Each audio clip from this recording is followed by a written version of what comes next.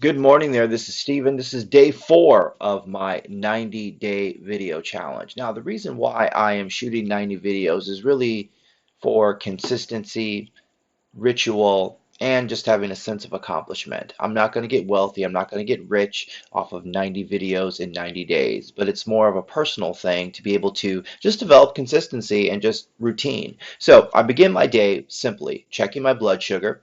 Then I do a 5-minute meditation. This morning I did a body scan meditation, used the Peloton app. After that, I went into my Bible reading plan. I read Psalm 4 today, and what stuck out to me was a scripture about going to God to get strength. And that sort of my driving question that I have for today is finding strength in times of distress. Because as a leader, and I'm a leader, I'm a school principal, you need to have strength when you serve people. I see leadership as an act of service. And in order to serve people, because leadership is hard, you need to find strength in those times.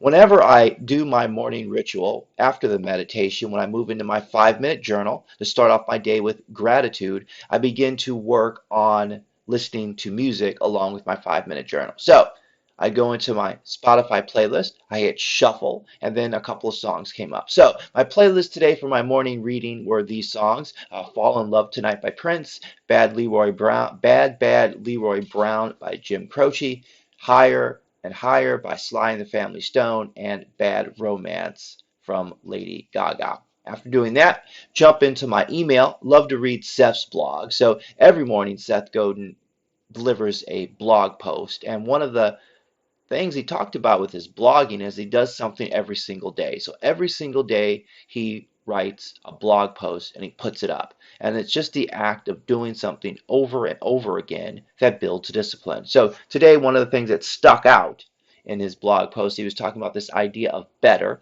And he talked about the idea of better is in the eye of the beholder. So why do I do this each morning? For me, well, sense of accomplishment. At the end of this, I'm posted a YouTube video. So I have this sense of accomplishment at the beginning of the day.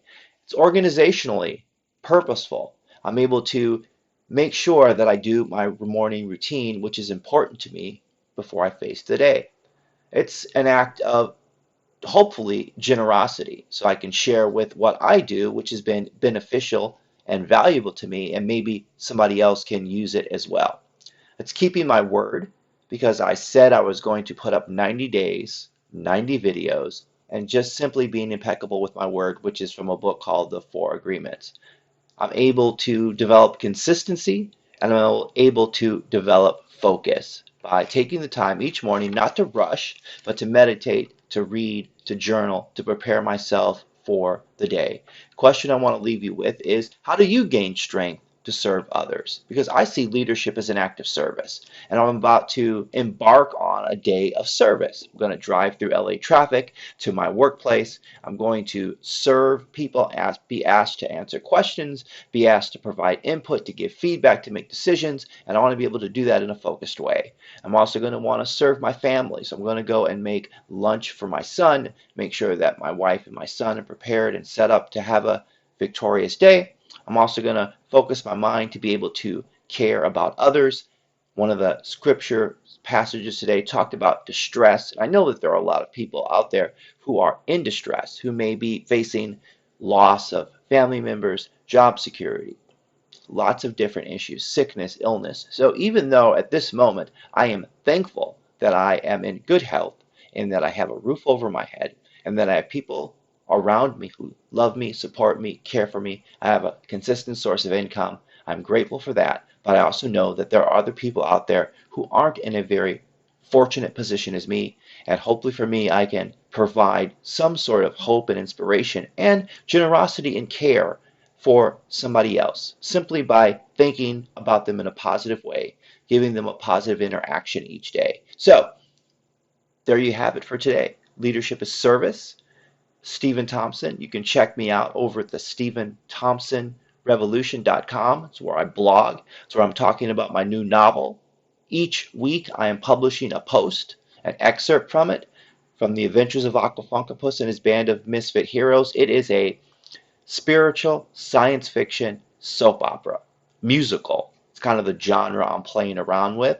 I am live crowdsourcing the book. So I wrote a rough draft in January during National Novel Writing Month, and I just post the rough draft. All I do is put it into Grammarly once to get most of the grammar mistakes. There may be a few that pop up in there, so don't judge me.